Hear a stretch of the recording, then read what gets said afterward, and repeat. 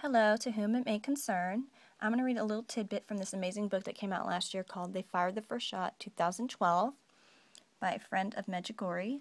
And inside they have a comparison of what our founding fathers have said and what the Obama administration is saying.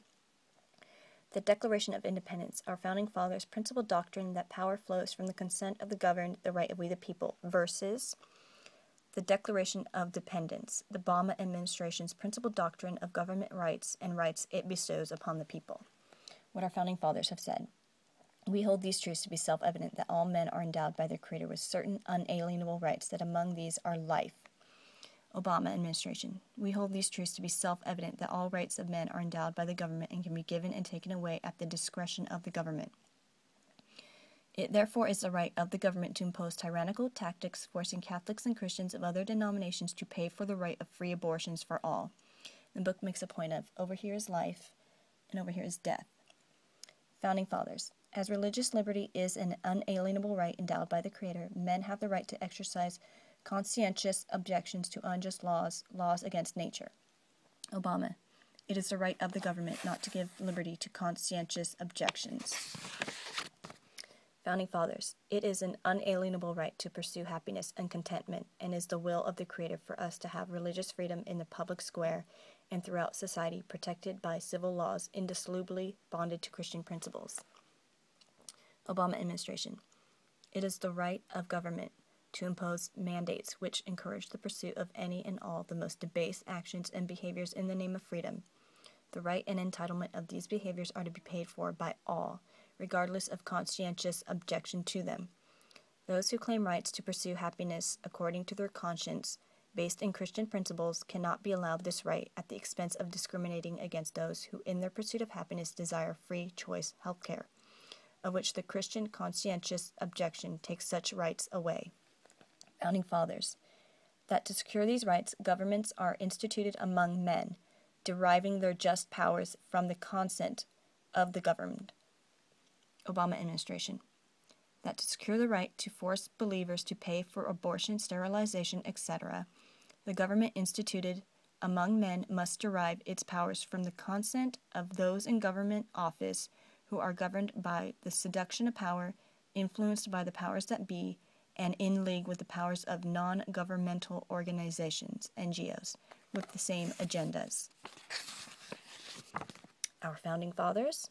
That whenever any form of government becomes destructive of these ends, men endowed by their Creator with certain unalienable rights, life, liberty, the pursuit of happiness, it is the right of the people to alter or abolish it, and to institute new government, laying its foundation on such principles, and organizing its power in such form as to them shall seem most likely to affect their safety and happiness. Obama. That whenever any form of religious and or conscientious objection arises against government mandates and imposition of its laws to reorder the moral order of the nation which is destructive to its ends, government standards versus moral standards, it is the right of the government to alter or abolish the right of conscientious objection in order to establish newer forms of government and rights through regulations and laws, to form new methods for compliance, and to organize its powers under totalitarian forms so to achieve its goals to the dictate of its ends. Our Founding Fathers. That governments long established should not be changed for light and transient causes, and accordingly all experience has shown that mankind are more disposed to suffer, while evils are sufferable, than to right themselves by abolishing the forms to which they are accustomed. But when a long train of abuses and usurpations, pursing invariably the same object, evinces a design to reduce them under absolute despotism, it is their right, it is their duty to throw off such government, and to provide new guards for their future security. Such has been the patient sufferance of the present, and such is now the necessity which constrains them to alter their former systems of government. The history of the present government, political and administrative, is a history of repeated injuries and usurpations, all having in direct object the establishment of an absolute tyranny over these states and its people. Obama administration. that government long established will not be changed or challenged by people who are indoctrined with the idea that they have not the right to throw off the political bonds that oppress them.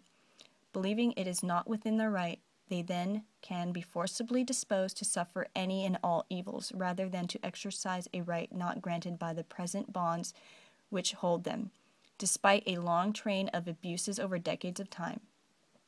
Usurpation against the people's consciences and religious beliefs, even unto despotism, conditions them to abide and comply. Well, there you have it.